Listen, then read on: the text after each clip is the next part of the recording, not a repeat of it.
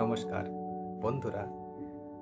আজকে আমি আমার প্রিয় কবি সুভাষ মুখোপাধ্যায়ের একটি কালজয়ী কবিতা পদাতিক তোমাদের আবৃত্তি করে শোনাব।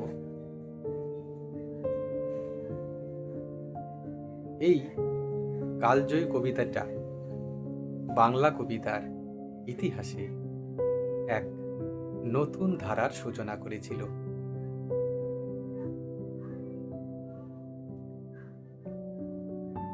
প্রিয় সু, তোমার জন্য অনেক আলো জেলে রেখেছিল রাত, কিন্তু আমি তো আলোর যাত্রী নই।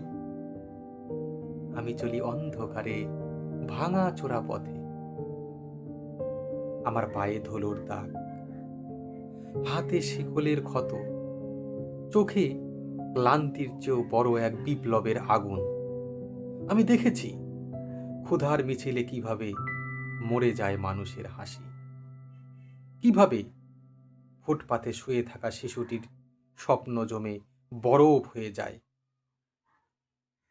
তাই আমি থেমে থাকতে পারি না। তোমার ওই শান্ত স্নিগ্ধ কোণে মাথা গোজার সময় আমার নেই। আমি পদাতিক, আমার পথ এগিয়ে চলার, আমার যুদ্ধ অন্যায়ের বিরুদ্ধে।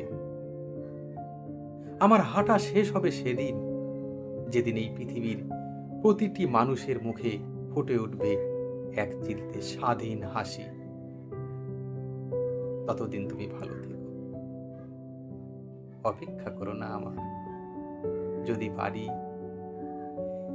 মিছিলের শেষে একদিন আবার তোমার দুয়ারে এসে দাঁড়াবো।